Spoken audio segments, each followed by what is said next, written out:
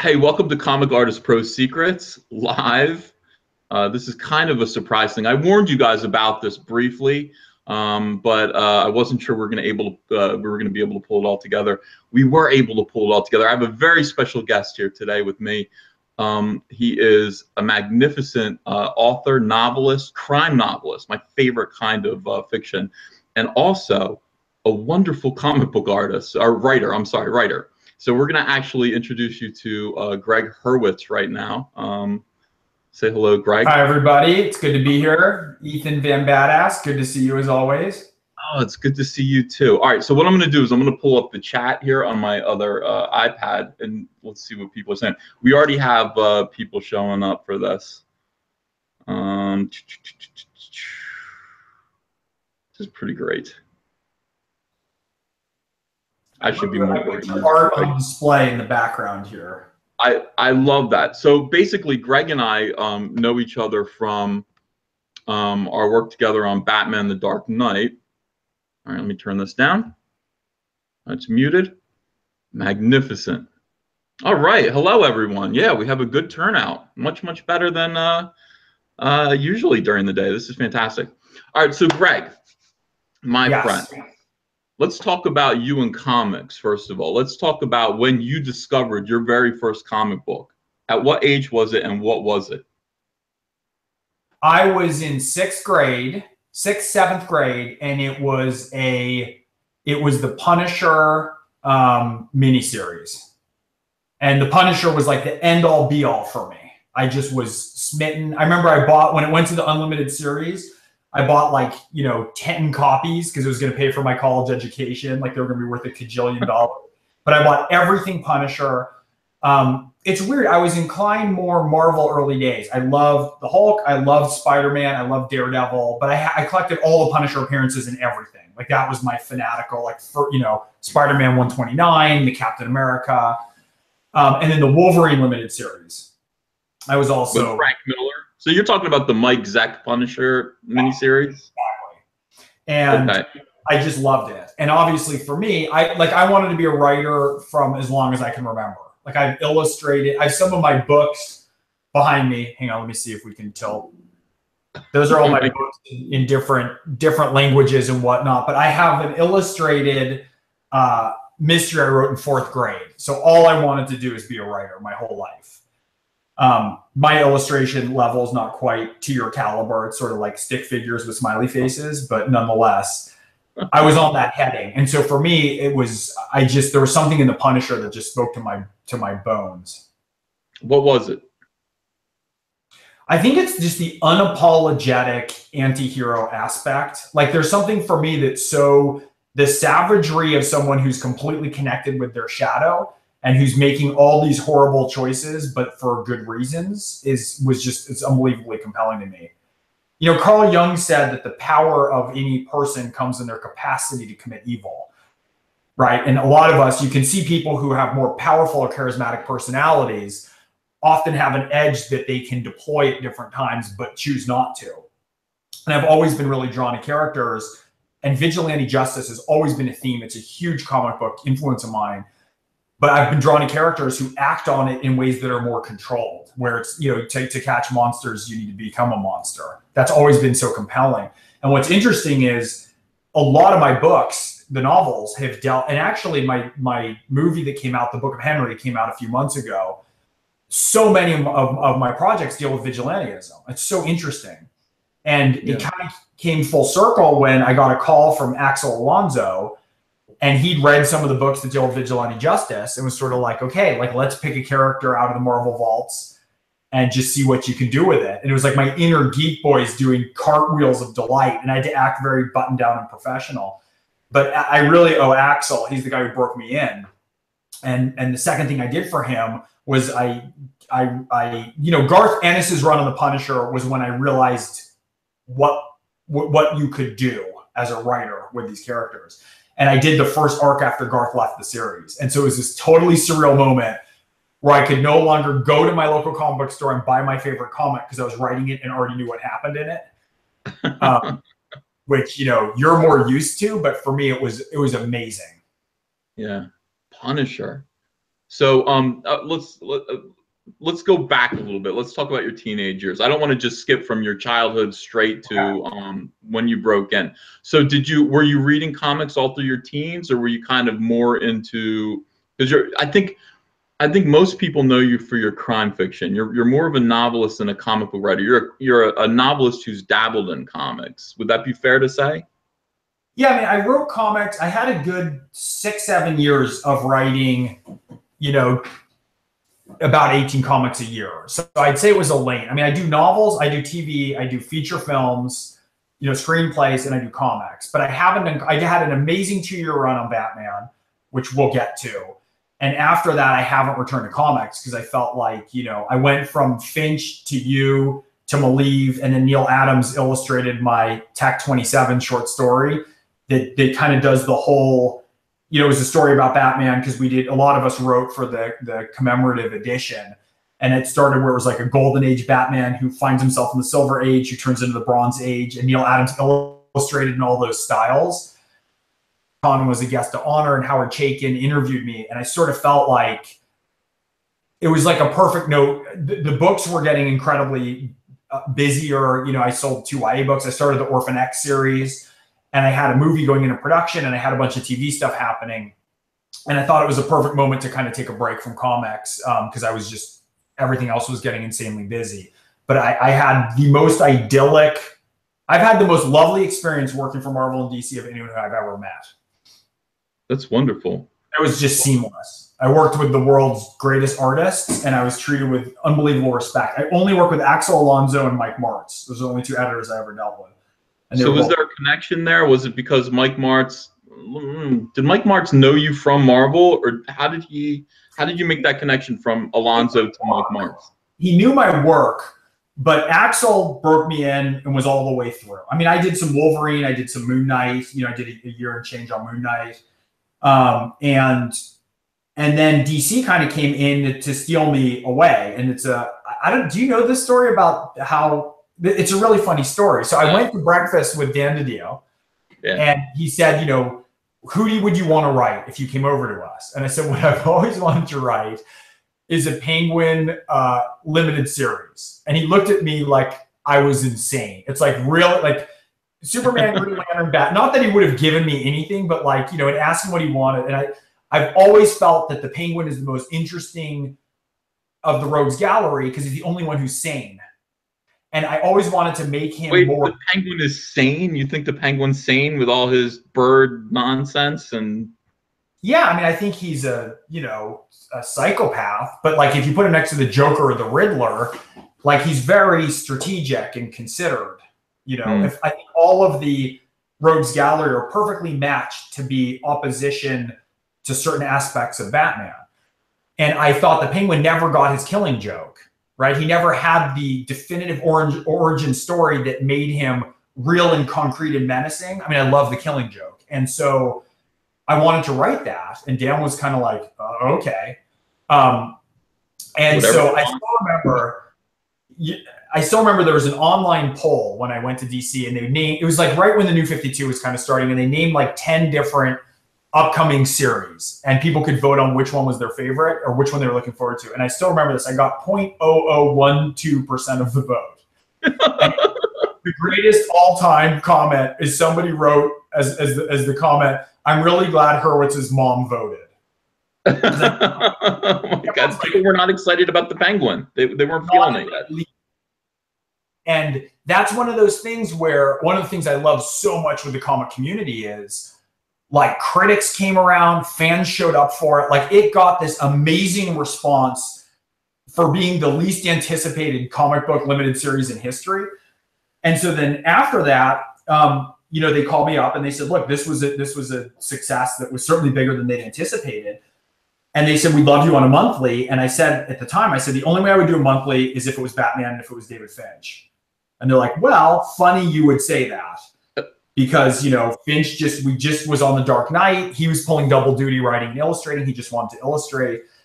Finch had done one of my alternate covers for Moon Knight. And I loved it. It's one of my favorite covers that I had done. And so I went over and I did what I did for the Penguin with the Scarecrow with him. And then you know, so I love the villains in the Rogues Gallery, and we kind of redid that. And then this is the part I think that you don't know, which is I pursued you like a smitten schoolgirl because Why? Well, because I loved your work, and Finch was moving on. It was his book, and it was going to be his book as long as he wanted to do it. But he was moving on to another project, and they said, "Who do you want for an artist?" I don't even know if you and I ever talked about this. And we didn't talk about it, but I thought you were just being nice. I'm never just nice. Don't worry. That's never. You never have to worry about that. So I literally was like the high detail work, the capability with panels fitting in a page, which I think you're better at than anyone who I've ever seen in comics. And I still remember even more than I thought, because you were like, man, you can push me. I can do 12 panels in a page if they're small. I mean, the detail work, I thought moving from Finch, the high detail work, to your style of high detail work was a really nice transition for the book. And so I went after you and was like, hey, why don't we do the same thing but for the Mad Hatter? Like I wanted to reinvent, kind of do the new 52 Mad Hatter, like I'd done the Scarecrow and like I'd done a version of for the Penguin. And I remember you were less than delighted that it was the Mad Hatter, but I was delighted to work with you and delighted to work on Batman. But when you hear that your first big Batman arc is going to be about Mad Hatter, you know, you can't help but be a little disappointed. I know, but I gotta say, like the way you reinvented and reinterpreted him, like I'm really proud of that arc. I mean, I think there's some cool stuff we did in there. So, well, I did the first 3 issues as commentary tracks already, and clearly I'm proud of it too. The funny thing about books like that is, you know, I kind of divorce myself from my own work as soon as it's published. Like I'll look it over and say, I'm too close to it. But then when you go back and look at it again, 4, 5, 6 years later, you have a much different, a much cleaner and objective view of it. And I went back and looked at those books, and they're really good. We did a good job. We did a good job together. Those books are great. We crushed it. I mean, I have, you know, I mean, yeah, there's pages in that I love. And you gave me that bad boy. That's the big spread from, I think, the first book, which I love, which I have hanging in my hallway usually, but I pulled it out here. I have one from you and one from Finch, and then I have my comic book rack like you have in your background with all the comics. Well, if you don't mind, I'd like to talk about this issue with you. This is the last issue of our run with the Mad Hatter. But before we do that, I want to talk about something else of note. Now, as some of my viewers know, and I just did a video about this last night, I'm illustrating Jordan Peterson's new book. It's called 12 Rules for Life, An Antidote to Chaos. And it comes up this January. And I have been a fan of Jordan Peterson forever. I mean, like everyone, but I never knew him. We had a mutual friend, me and Dr. Peterson, and that friend was you. Yeah, so, I mean, so Jordan and I go back forever. It's funny because there's a couple things that happen in my novels. My new novel series is called Orphan X, and everyone asks about you because the nemesis in the series is Charles Van Sciver. And I emailed you and said, you have the best name for a nemesis imaginable, and can I use your last name, which I think you remember. And the other thing that happens, so Charles Van Sciver is a huge character. And there's also there's a lot of allusions to other stuff. Like there's a scene in which Axel Alonso and Mike Martz get beat silly by my protagonist, Orphan X. I mean, so there's a lot of kind of comic booky stuff in it. But the other thing that appears in that is this book by Jordan Peterson, because I've been aware that Jordan's writing it I've been aware of it shaping up for probably 3-4 years now.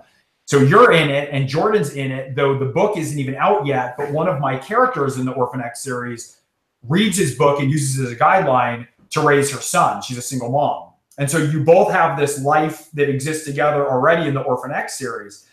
So Jordan was my thesis advisor when I was an undergrad. He taught me personality psychology, and I did a Jung seminar with him, and he was my thesis advisor. So we were very, very close when I was an undergrad.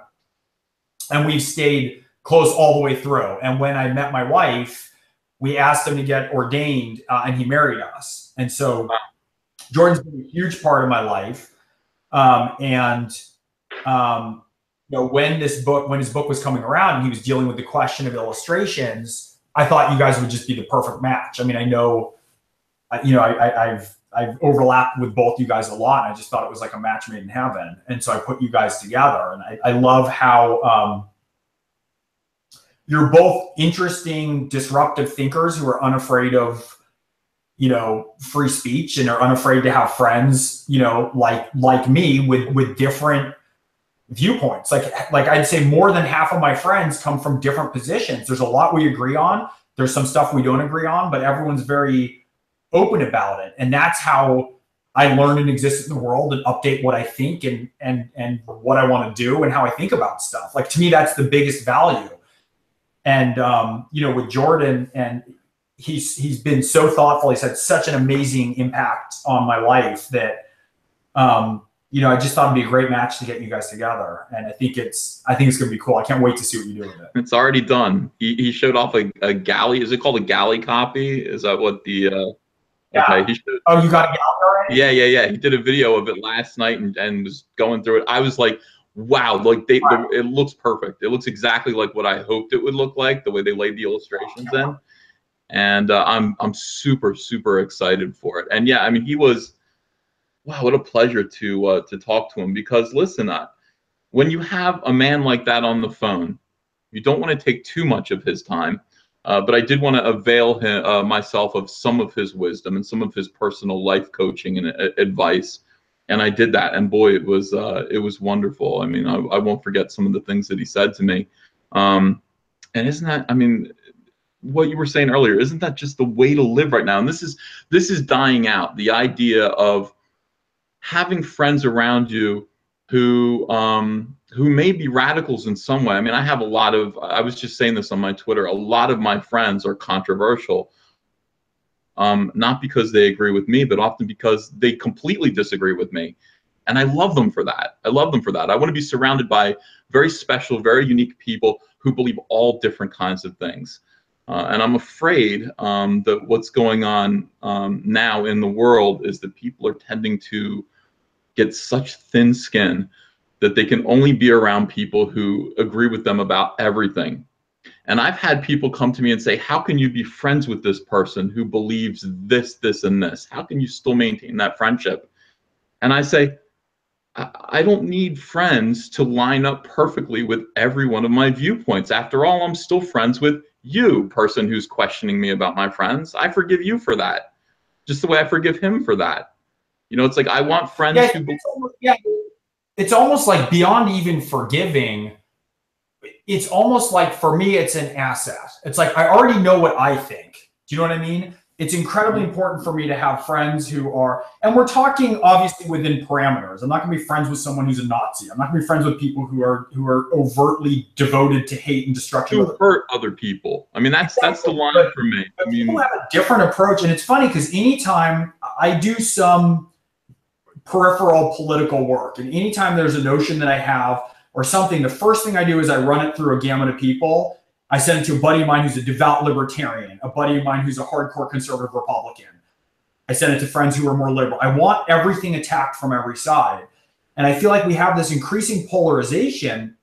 And part of that is there's so many wonderful benefits of social media. Like, people have access to you to talk about comic books. And there's this wonderful sense of community for people who might not find people who are like them. There's a lot that's beneficial. One of the detriments is at a moment, everyone can unlike everybody who disagrees with them and exist in their own little positive feedback loop where moral indignation and outrage get little dopamine hits of everybody liking and agreeing with them. And I think that's what's moving people in a more and more polarized direction. And we're seeing it everywhere. We're seeing it certainly in politics. We're seeing it in film reviewing, that movies have to either be the greatest movie ever or the worst thing that they've ever seen, because that's what garners more clicks and gets more attention. And so there's this real tendency, and it's funny because I have such a range of friends with different viewpoints, and it is my favorite thing about my group of friends. Just as a quick story that you'll get a kick out of. So I just lost a friend of mine he was in his 70s, who was a hardcore armorer, early spec ops guy, one of the preeminent snipers and armorers and suppliers to the Black Ops community in the world. The guy is a spectacular, amazing guy, and he lived in Vegas. In fact, I based the character on him in the Orphan X books. His last name was Stojak, which is like your last name, an unimprovable last name. Yeah. So I changed the first name as I did with you. And I could never use his name until he passed away. So now I can finally thank him publicly. But I was at his memorial last week in Vegas, and I was telling the story. I mean, I'd go out there, I'd shoot every gun that I wrote about in the books to make sure I had it right. I'm not a huge gun guy. We went shooting. Yeah, that's right. We went shooting. And, you know, I'm not like a hardcore gun guy, but if you're writing about guns, you better know how they work and what they do. So, but I could do anything with him. We'd shoot rocket propelled grenades. I mean, he had access to everything. He was amazing. And so I was giving a talk at his memorial, and everybody was talking in Vegas about how in Nevada they enjoy freedoms that aren't allowed in California, you know, because the gun laws. And it was this really funny thing. So I got up and I'm like, okay, like I'm the California asshole everyone's been referring to. And but I told the story about the first time I went out to my boy's ranch, Billy's ranch. We pull up, and in his front yard is literally a mini tank with a Trump Pence sign on it. And this was like the week after the election. And we're out there like looking at all this weaponry, and my phone is blowing up with all my friends and family who are all at the Million Women March. And so everyone's sending me all these pictures, and I'm there with Billy. And then the funniest thing that happened is at one point, some people came across Miley Cyrus. So I'm getting these pictures with Miley Cyrus, like in protest. And Billy looks over at me and goes, "What's that?" And I was like, "Nothing." No, but I showed it to him. And it was really funny. But it was so symbolic of like the being in the mix in a real way. You remember clearly how high sentiments were after the election. And it was this really interesting thing of being in this one community with another community, and everything's interacting. And I simply don't have I won't draw a line on who I'll be friends with based on their politics unless they are, you know, cross a certain line. I'm with you on that. Absolutely. Well, okay, so excellent. Let's talk about this now. Let's get into this one particular comic book, Greg. Great. Let's talk about this thing that you've got the whole trade. So that's got everything in it. This is the last book of the. Am I getting echoey here? I don't know. This is the last book of the 6-issue run. Now, I was able to do the first 3 with you. Yeah. Are you? I'm hearing myself. I'm hearing feedback, which is strange. But I missed 2 issues in the middle, and then came back to the last one. And I'm glad I did because this was a great ending to the story. This was so fun, just so fun. So Mad Hatter has basically lost his mind at this point, and he's. Oh, look, no, here it is. This is the thing that's on your desk right now. This is from the very. Yeah. Okay. Now here's the thing. Greg likes to ask. Yeah, right. That was the spread for our last one. That's right. Okay. Yeah. So Greg likes to have people put the title of the story into the artwork itself, which other guys don't. I don't think I've ever worked with a writer who asked for that to happen. So he would say the title of the story is Mad. And did you actually ask me to work it into the wing like that, his cape? You must have. I suggested it. There's a lot of places where I made suggestions and then you improve them. I mean, I always think it's like, you know, the script is sort of a invitation to collaborate. And so I give more direction, but there were so many times you came back, like the piano key conversation that you spoke about, like that was all you. I just said, here's a bunch of the panels. And so I can't remember if this was one of your innovations, but you made plenty of innovations that were improvements on what were recommended. People saw this, and I remember seeing people, they didn't realize this was the title of the story. They thought I'd hidden a message in there.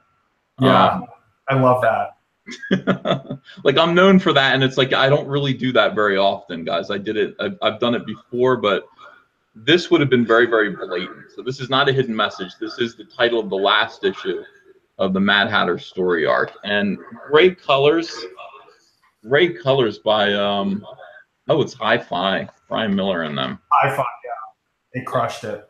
Yeah, they were coloring everything. And I think of this arc because obviously the Mad Hatter with the Mad theme. The first issues were all like coiling a spring, and this is when it just explodes.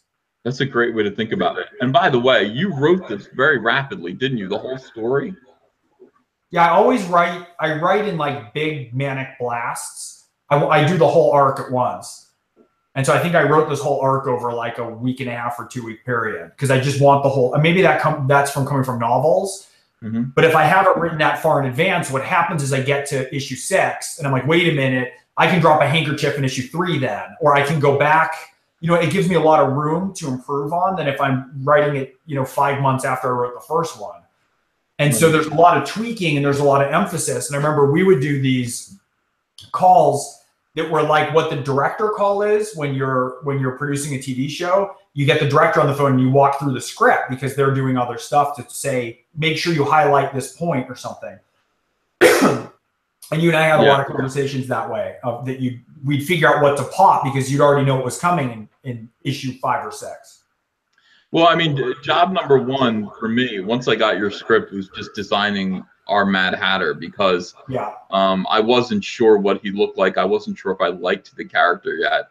But I mean, reading your story and going back to his childhood, which was full of a lot of surprising beats where he wasn't the nerd, the loser as a little kid that you would think the cliched kind of villain backstory would be. He actually had good friends, and he just didn't grow up with them. He just kind of stalled in his development and tried an experimental drug, which kind of drove him a little bit nutty. But I mean, that was fascinating. That made me like him a lot. That made me feel differently about him than I knew that I did. And the idea that he really wanted to be just taller. I mean, he just wanted to be taller. That's all. Yeah. He wanted to fit in. It's such a motif. Yeah. And I have that moment where, like, the girl, of course, Alice, who he was in love with, was outgrowing him. He wasn't growing. And there's an experimental pill, but it might lead to psychosis. And they put it in front of him, like the choice is his. And they say, of course, this one makes you bigger. I wanted to keep referring back to it. And there's that whole run of panels that he has it before him on the desk, and he's just thinking if he's going to take it. And the last one, he takes it. Yeah. And of course, that costs him everything. Oh, I'm sure it does. It's so sad, but I think at heart he's a good guy. Maybe he's not. I don't know. I'm thinking back. He's not a very good guy. He's just shooting people randomly. This is one of my favorite pages that I've ever done of Batman. I have to say, I was like, hey, I've been gone for 2 issues. I'm going to impress Gregg Hurwitz. I'm going to come back strong. Yeah. And I love the panel. This is a great panel of like him spreading out his cape. I mean, one of the things that I wanted to do differently with Batman's cape was to obviously make it look like bat wings. And so this was a good opportunity that you gave me, him diving into this this hole in the ground, this secret fortress, this like almost buried island. The hero's descent right here. Like he finally yields to his rage. Yeah. Because Natalia is killed and Well, basically, he proposes to Natalia, the pianist, and then she gets killed. So that's a reason to be angry, I would think. Hence the title. And then he goes into, look at this. All right, this is all Wonderland stuff. Look, he said he would do this. By the way, this in issue number 1, when he actually confronts Tweedledee and just tells him if he doesn't get on the right side of the law, he's going to mess him up even worse than he was messed up the first time. Tweedledee goes through this litany of problems, medical problems that he's been suffering since the last time Batman beat him up. And for a moment, you have this beat where like Batman is sorry. Is he sorry? So I had a friend who was at a wedding in New Orleans, and some weird guy turned around for no reason and punched him on the dance floor, and it literally like dislocated his whole skull. And I based this injury on that story because we always see Batman swings in and kicks a guy with his boots, and now and then you have occasion in your life to come up against like how insane damage is from violence. Like if a grown man punches somebody in the face, it's horrific. And that's something I try to get to in the Orphan X books too. And I just thought that Batman, I always have a thing, and I started this with the Penguin, because if you're the Penguin, Batman's the villain. Batman's a big, handsome, square-jawed bully, like all the other people who have bullied him. And I always want to say, you know, and that's that sort of Rosencrantz and Guildenstern are dead thing where you shift the perspective to another character. And so here we have Tweedledum saying, look, you know, you swung through a window and kicked me, and you do that all the time. Here's what that did to my skull. You know, my upper palate was detached and floating. You shattered both of the orbital sockets. Like, he goes through what it is.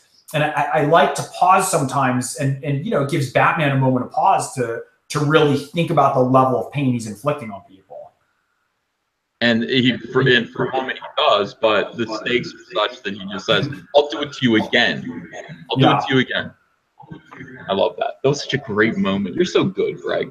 Come back. Well, it gets really bad in a few pages. How he does it again. I mean, this is like, so this is the nicer one, but of course we got this coming up. Oh God. Oh. All right, let's fast forward. This is all the psychedelia you let me draw. I mean, yeah, which was amazing. It's so fun. And I mean, you did that on a cover. One of our covers is amazing with that. The stoned out, like psychedelic mushroom Batman, which is amazing. But no, there's a lot of fun playing with the surreal nature of this, and Batman having to fight, you know, his own inner demons. And of course, we go back to the movie theater with his parents, and all the villains show up here, and you got to do your sort of, you know, show. Yeah, there you go, showing off all the guys. I was jealous of the Scarecrow. Yeah, I know. Well, Man-Bat, and you remember, you said, I mean, not to detour too much, but you were dying always to do a Man-Bat, and I wasn't that familiar with Man-Bat, and that was your ask of me after this. And you said, I want to do Man-Bat, and we did it Marvel style. Do you remember? I wrote it like a film script, because we said, let's just do it that way. I'm not going to tell you any of the panels. I'll tell you how many pages. I'll put action and dialogue, and you literally directed, designed, and laid out the whole thing. I didn't make one panel suggestion for the 2-issue Man-Bat story. It was really fun. Do it again. All right. Why won't you gotta come back to comics? I'm sick of this. All right. You gotta come back. You tell me a cool project that I can slide into. I'll give you we'll do the Marvel version. I'll write you a script, and then off we'll go. All right, let's think about it right now. At DC, what would I have Gregg Hurwitz do right at this moment? Oh, you know what I would actually do with you? I would do Robin. I mean, I'm putting that out there because it's just like it's something that I wouldn't expect. Just the same way I wouldn't expect you to want to do Penguin. I wonder if you would write a Robin story. Talk about a crime victim as a young kid, raised by Batman. Super, yeah, I do the super dark version. Robin's a little sunny. If you look at who I play with the Punisher, Wolverine, Batman, so it would be a very dark version of it. Yeah, I don't think Robin's sunny at all. I think Robin is the opposite of sunny. I think the old version of Robin that we saw, you know, in the TV show and everything was silly. But I mean, really, to have your parents, first of all, you're trained in the circus, and then have your parents fall to their deaths in front of you, perhaps some intentional sabotage, and then be raised by this lunatic in a cave to fight crime. There's nothing cute about it. I mean, it's a pretty scary story. All right, let's talk. We'll break it down. I'm in. What do you want to do? I don't know. We'll figure it out after this, definitely. But let's wrap this up. Let's get back to the comics. Yeah, so that's what happened, because he says to him, "You damaged my face. My jaw's hanging on with screws." And Batman has a moment where he's upset and empathetic, and then he says, "Don't make me come back." And he comes back. He comes back. Ugh, I had to bad news. Ugh, so violent, it's evil as hell. And then here's the moment where, like, again, it's like just screaming at this. You know, I just saw Batman as this ghost of all of, you know, Mad Hatter's failures, and just he wishes all the things he wished he could be. Look how tall he is and spooky, and he's smiling at him. He's laughing at him. It's so interesting to me that the two biggest things with Batman I kept in mind is that, you know, Batman exists on that balance between perfection and intimacy. And like the thing I love the most is he's, you know, there's no magic ring. He can't fly. He's just the pinnacle of what can be achieved through discipline. only because he has no intimacy in his life. Like everyone dies, he's all alone. If you don't have people confusing your life and kids and spouses and parents, you can be fully devoted to yourself. But intimacy is messy and it kind of lowers, it lowers your ability to exist with perfection. And that to me is like one of the seminal balances of Batman. But because of that lack of intimacy, there's an aspect to him that I never shied away from, which is Batman as a sort of bully. And that's what I talked about with the Penguin. That's what you talked about in that earlier exchange with Tweedledee or Tweedledum. And this height differential is beautiful, you know, that you got going. And there was so much of that I played with the Penguin, of just, you know, his perspective looking up at this towering, you know, pinnacle of humanity. You really nailed it visually. I forgot about this. Like, I forgot what you made me do here. I'm looking at these pages and like they hurt. And I remember they hurt at the time because I'd come to sort of, even though he was doing bad things, I'd come to feel sorry for the Mad Hatter. I'd come to really care about Jervis, and I knew he was due a beating. I didn't know it was going to be this severe. To knock his 2 front teeth out, his little buck teeth, and then to beat him so mercilessly to the point where, like, this is what we're left with. I mean, that's pretty realistic. Well, that's why we had to kill, you know, it had to be a personal mission of vengeance, you know, to get us to the point where we feel some kind of cathartic release. 2 art things I want to point to. First of all, you're insanely wacky. The horse with the boxing gloves is crazy, from the mind of Ethan Van Maniac right there. And then is that like a dodo bird slipping into the routine? That's the dodo bird. They're all from Alice in Wonderland. That's the box. Yeah, I know. But the way you integrated that into that's amazing. And the other thing is, and this isn't even one of your fuller pages, but there's 9 panels on that page. Oh, yeah. And the thing I got to say that I love as a writer is there's nothing better than an artist who can give you that much story room and that much narrative and that many panels on a page. And I've literally never worked with anyone who does that as well as you. You've done panels for me on pages. I think you did one that was like 12 or 13 panels. Obviously, they can't be incredibly complex, but to be able to have that much room for story engine is such an enormous benefit. It's all movement. It's got to be movement. When you do a page, I used to tell Jeff Johns when we were doing Flash Rebirth, I said, I'll do a 100 panel page with the Flash running, just because all of those panels together suggest quick beats, staccato beats. Yeah. And you could really get the sense of Flash running fast if we did something insane like that. And this is actually a 10 panel page, not 9 panels, but there's so much violence and movement that, you know, it works. So, you know, when we work together again, the violence, the action, the violence, the blood, the excitement can be done on those like gigantic multi-panel pages. Exactly. And then I always wanted you to be able to stretch your, you know, throw your elbows a little. So we did, you know, a good number like that where you have a wider tapestry, you know, so it's all about doing both. But that's the rarest thing. And I'm sure there's a ton of comic book artists watching and following. And I would say, from a writer's perspective, that is what I have found to be the most valuable and useful aspect, is if you can fit a number of panels and advance the story in sort of complex and interesting format and hold the narrative structure for that, it's an enormous benefit for the writer. And that's something with you, I felt like you could do anything I asked of you on that front.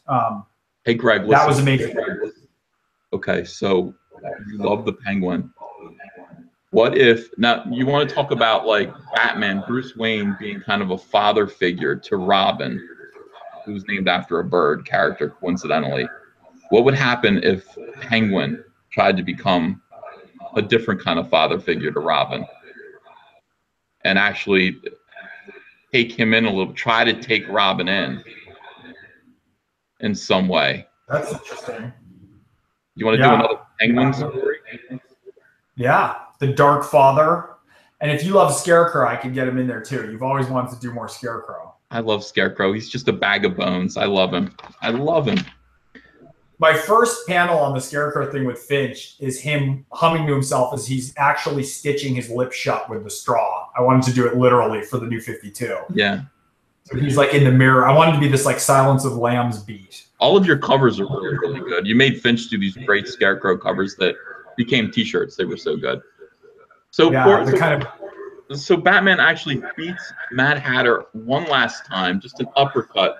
This is merciless. I really have a hard time looking at this, and knocks him into this pool of water, and he's gonna leave him to die. And Alfred talks him out of it. Look at this, and he goes and makes the decision to save him. This is one of my favorite pages. I remember I told you you had to send this to me, but you never got around to it. So I'm putting that in the resentment bank, which I've held forever. This is one of my favorite pages in any of my comic book work. It's gorgeous, and I've referenced it a ton. I wrote a pilot that David Goyer was going to direct.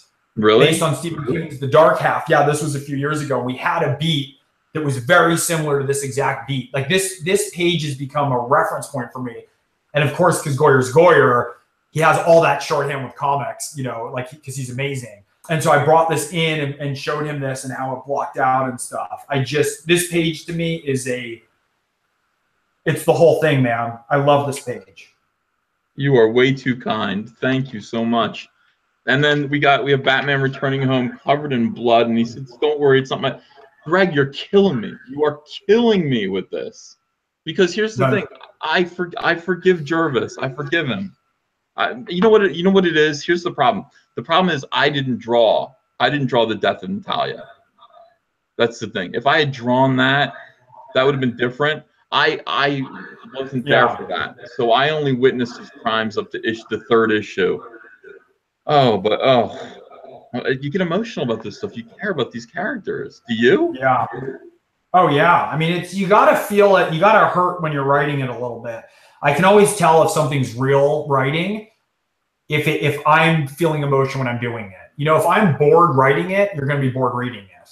And so it's always like if it's eliciting emotion in me as it's going, that's a good sign.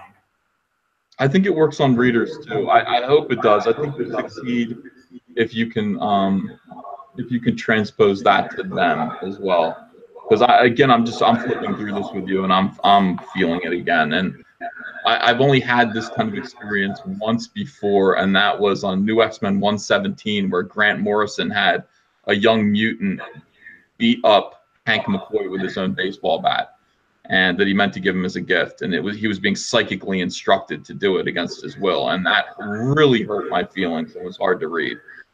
This was just very hard for me to draw because Mad Hatter was such a cipher to me. I feel like I took the best elements of the classic idea of Mad Hatter and then created this little character around them that was uniquely ours, and to hurt him really hurt me. The eye is amazing. It's just lame. It's funny though. I mean, the other thing that's important to note is that, I wrote the whole arc for you. It's like I write differently for different artists. And so it's very interesting because we had some substitute art by an amazing artist, Simon Kudransky, who did my Penguins, who's incredible. Like he's one of my favorite artists. But I probably would have written some of the stuff a little bit differently. Like it's another thing as a writer for people out there who are writers or aspiring writers. You also tailor your stuff to really show off the artists who you have. I felt like, and so it's very different style. And the end of the graphic novel the end of this has a long short story the annual that I wrote for Zyman specifically, and I wrote and broke that apart very differently for him than I would for you. So there's a lot of differences where there's so much with you that specifically I want to show off. When I'm working on a Ethan Van Sciver book. And so that's also an interesting thing of how you coax the best out of your collaboration so that, you're making me look better and smarter and like a greater writer. Like I want you to just make me look better than I am. That's part of what you want in a relationship for collaboration. But you can't do a great comic without a great script, and you can't get a great script out of a bad writer. You are a marvelous writer.